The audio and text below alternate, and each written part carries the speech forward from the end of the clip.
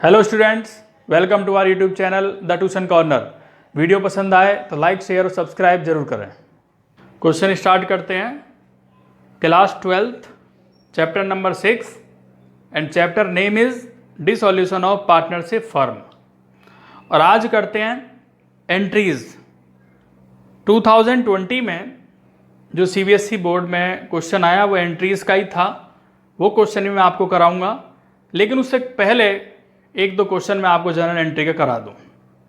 और ये वैसे ही क्वेश्चन होंगे जैसे कि आपने पहले एंट्री की है डिसॉल्यूशन ऑफ पार्टनरशिप फर्म में, वही कुछ एंट्री यहाँ पे आपको करनी है। जो सिलेबस में है वही मैंने डिसॉल्यूशन ऑफ पार्टनरशिप फर्म में कराया है, जो सिलेबस में नहीं है वो मैंने कट करा दिया है, जो बोर्ड सिलेबस में नहीं है, जो सीबीएसई सिलेबस में नहीं है। तो स्टार्ट करते हैं क्वेश्चन। यहाँ पर क्वेश्चन लिखा है और ये बोर्ड में आया हुआ क्वेश्चन है, सीबीएसई बोर्ड में 2011 में आया था ये। यहाँ पे लिखा है pass the necessary journal entry for the following transaction on the dissolution of firm of James and Haider who were sharing profit and losses in the ratio 2:1। The various assets other than cash and outside liabilities have been transfer to realization account. तो सबसे पहले नंबर पर लिखा है James agree to pay off his brother loan. James agree हो गया अपने ब्रदर का लोन पे करने के लिए। तो जब हम लोन पे करते हैं, लायबिलिटीज पे करते हैं, तो एंट्री होती थी realisation account debit to bank. लेकिन यहां पे कौन कर रहा है? जेम्स अपने ब्रदर का लोन पे कर रहा है, तो एंट्री होगी realisation account debit to James capital. तो यहां पे लिखोगे आप realisation account debit to James capital. अगर नॉर्मली कोई लायबिलिटी पे करनी होती तो लिखते realisation account debit to bank, but अगर कोई पार्टनर पे करता है तो एंट्री हो जाती है realisation account debit to James capital. Next number है डेप्टर्स रियलाइज 12,000। डेप्टर्स को जब पेमेंट रियलाइज होता है, जब उससे अमाउंट मिलता है, तो एंट्री क्या करते हैं? Bank account debit to realisation. क्योंकि सबसे पहले जब आप डेटर्स को ट्रांसफर करते थे, जो मैंने पिछले क्वेश्चन कराए, तो उसमें हम क्या करते थे? डेटर्स क्या होता है? एसेट्स। एसेट्स क्या होता है? डेबिट। और जब उसे ट्रांसफर करते थे तो क्या एंट्री करते थे? Realisation account debit to debtor. But यहां पर डेटर से अमाउंट रियलाइज हुआ तो एंट्री क्या हो जाएगी? Bank account debit to realization 12,000। Third point है Haider took over all the investment 12,000। Haider ने सभी इन्वेस्टमेंट को 12,000 में ले लिया।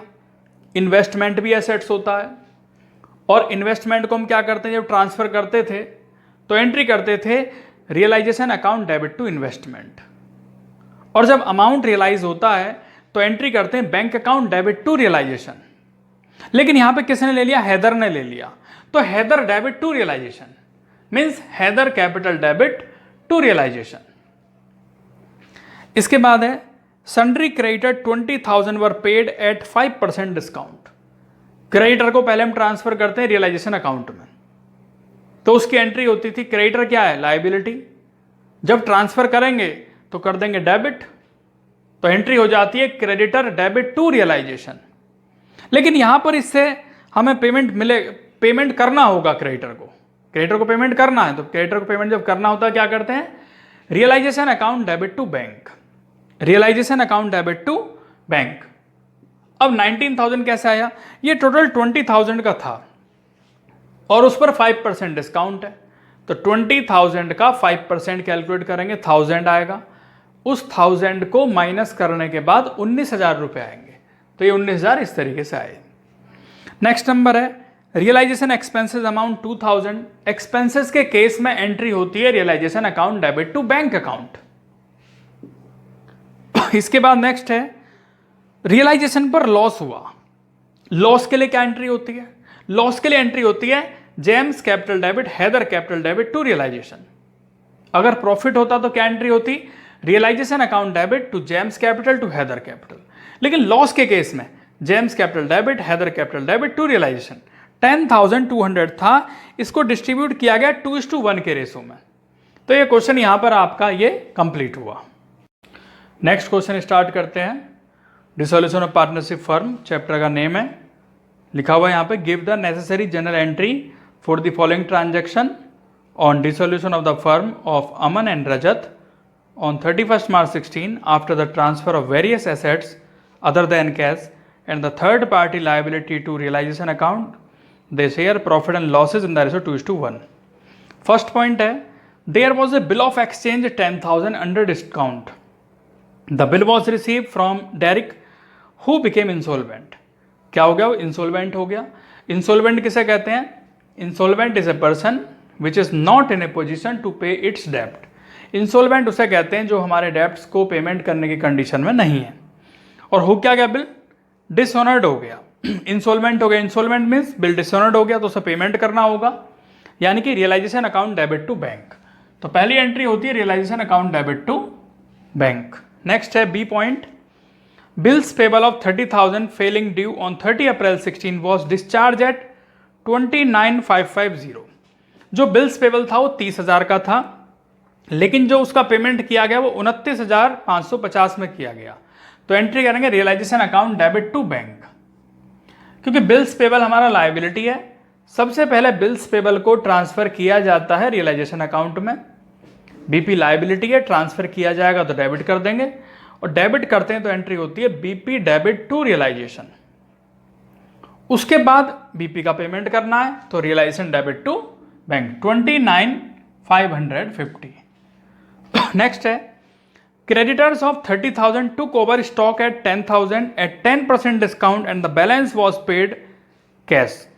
30,000 के हमारे क्रेडिटर्स थे और 10,000 पर डिस्काउंट कितना है? 10% है, मीन्स 1,000 रुपये. तो 10,000 में से 1,000 डिस्काउंट हो गया, कितना रह गया? 9,000. और जो आपके क्रेडिटर्स हैं वो 30,000 के हैं, तो 30,000 के क्रेडिटर में 9,000 तो ये एडजस्ट हो गए आपके, कितने रह गए? 21,000. तो आपको क्रेडिटर का पेमेंट करना होगा 21,000 का, यानी कि रियलाइजेशन डेबिट टू बैंक 21,000, 21,000 रुपये. नेक्स्ट है, there was an old typewriter which had been written off completely, it estimate to realise 600. वो रियलाइज कितने का हुआ? 600 का हुआ. It was taken away by Rajat at 25% less पर उसने ले लिया, यानी कि 600 का 25% करेंगे तो कितना आता है? 150. और 600 में से 150 माइनस करेंगे तो आ जाएगा 450. और इसके लिए आप एंट्री कर देंगे रजत कैपिटल डेबिट टू रियलाइजेशन. क्योंकि किसने ले लिया? रजत ने ले लिया. टेक ओवर किसने किया? रजत ने किया. तो इसलिए Rajat capital debit to realisation. अगर ये सेल हो जाता तो एंट्री होती bank account debit to realization. Next है, Aman agree to take over the responsibility of completing dissolution at an agreed remuneration 1,000. हमने उसे रेम्यूनरेशन कितना दिया? 1,000. रेम्यूनरेशन किसे कहते हैं? जैसे कि सैलरी वगैरह, इसे बोलते हैं remuneration, wages. And to bear all realisation expenses, और उसने बियर किए all realisation expenses. Actual realisation expenses हुए 800, were paid by the firm. Firm ने कितना पे किया? 800. तो एंट्री होगी realisation account debit to bank, क्योंकि 800 पे किया फर्म ने और बाकी 200 अमन ने पे किए. तो यहाँ पर क्योंकि अमन ने बियर किए थे तो इसलिए टू अमन कैपिटल 200. इसके बाद लास्ट एंट्री है, loss on realisation was 54,000. Loss हुआ यहाँ पर, अभी जो मैंने क्वेश्चन कराया था वहां पे भी लॉस हुआ था रियलाइजेशन में. तो लॉस होता है तो एंट्री क्या होती है? लॉस होगा तो एंट्री होगी Aman capital debit Rajat capital debit to realization. कितना अमाउंट है? 54,000 है. इसको डिस्ट्रीब्यूट किया जाएगा 2:1 के रेशो में. ये क्वेश्चन भी आपके CBSE एग्जाम में आया हुआ है. 2017 में कंपार्टमेंट के एग्जाम में ये क्वेश्चन आया था. थैंक यू बच्चों.